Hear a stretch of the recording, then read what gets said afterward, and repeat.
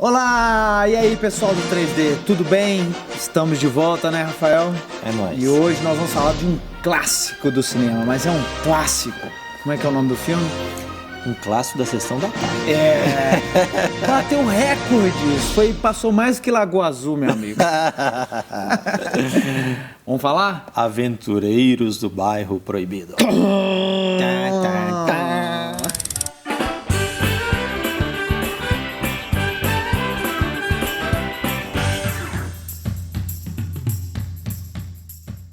Aventureiros do Bairro Proibido foi um filme lançado no cinema em 1986, dirigido por John Carpenter e estrelado por Kurt Russell. Se você nunca ouviu falar desse nome, nós vamos passar umas imagens para você. Produção?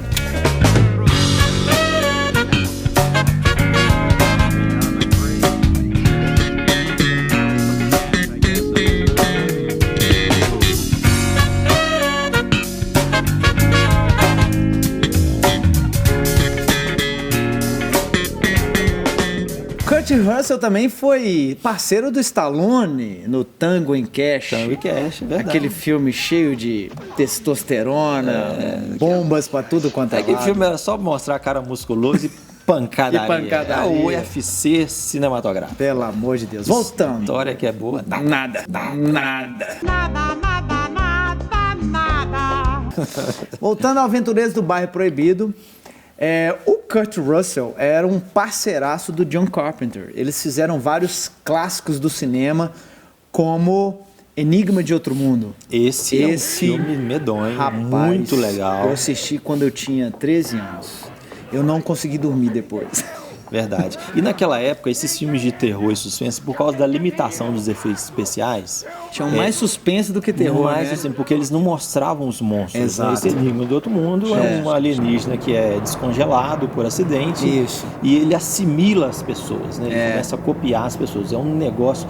Então, é muito medonho. Se você lembrar aqui de Alien, de 78, O Oitavo Passageiro... Sim. O filme... tem quase 2 horas e tem 3 minutos e meio ou pouco mais que isso. Que o monstro, que o alien aparece. É muito pouco tempo, mas você tem o clima, a tensão, né? Isso. E o Enigma de Outro Mundo vai muito nessa linha aí. Não é explícito, né? Mas exatamente. Tem muita tensão. Você quer descobrir quem é que o alienígena dominou, né? Exatamente. Muito legal. O Fuga de Nova York também, tá lembrado? Sim, Fuga de Nova York, muito sucesso. Kurt Depois Russell. teve Fuga de Los Angeles. Isso, foi em 96. E eles devem refazer esse filme aí. Eu tô vendo que eles estão tentando negociar. Trabalhando, estão tentando renegociar isso aí. Inclusive, o Aventureiros do Bairro Proibido, o Dwayne Johnson, o The Rock, tá cogitado para fazer o remake desse filme aí.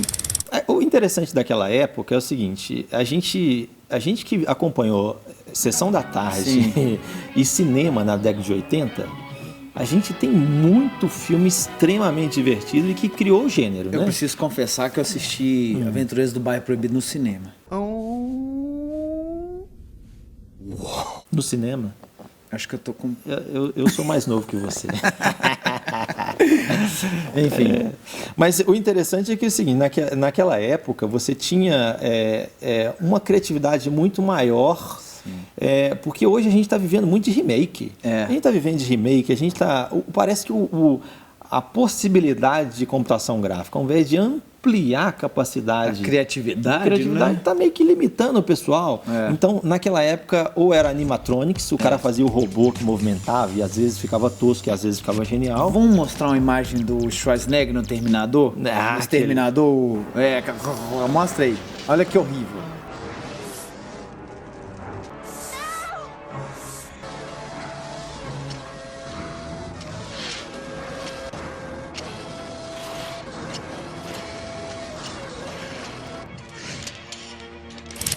Viu? Isso não era computação gráfica, isso era um animatronic. Né? Então, esse Aventureiro do Bairro Proibido, é interessante que ele mistura aventura, mistura um pouco daquela ficção fantástica, né? Que é aquele estereótipo do universo chinês mítico, né? Exatamente. Então, os caras tinham superpoderes, lutavam com Kung Fu. É tudo que o povo queria naquela época. Misturou vários elementos da cultura chinesa, né? Kung Fu, Deus do trovão, Deus do vento, metralhadora também, né? Exato. Os caras tirando pra tudo quanto é lado. Gangue, né? Tinha as gangues, né? tudo se passava na Little China ali. Agora, curiosidade sobre o Aventureiros do Bairro Proibido. O roteiro original, John Carpenter queria fazer um faroeste. Tanto é que o Jack Burton, no roteiro original, roubava-se não o caminhão dele, mas o cavalo dele. E ele chega na vila chinesa lá, né? Porque os chineses estão desde da corrida do ouro, né? Nos Estados Unidos. Sim. E ele chega nessa vila chinesa e encontra o mesmo imperador amaldiçoado, os guarda-costas deles lá, mas era um faroeste. E os produtores de Hollywood não queriam o Kurt Russell. Apesar de todo o sucesso que ele fez com os outros filmes, eles não queriam. Sabe quem que eles queriam? O Jack Nicholson ou Clint Eastwood. Imagina Aventureiros do Bairro Proibido com Jack Nicholson. Rapaz. Que horrível. Ou legal, né? Ou legal, né? Porque, na verdade, quando você pega Chinatown com ele, né? Que é um clássico. Um clássico, né? Aclamado pela crítica. Eu não sei, Clint Eastwood, acertei. Então a gente, eu não imagino. Ele era uns filmes mais, esse é um filme mais assim para jovem. Você sabe que não é um filme mais cabeça, é mais a cara dele. E o personagem Jack Burton é aquele personagem bonachão, né? Não, ele não pode ser um bom ator. Não ia pode. Avacalhar. O Kurt Russell é o Chris Pratt de hoje.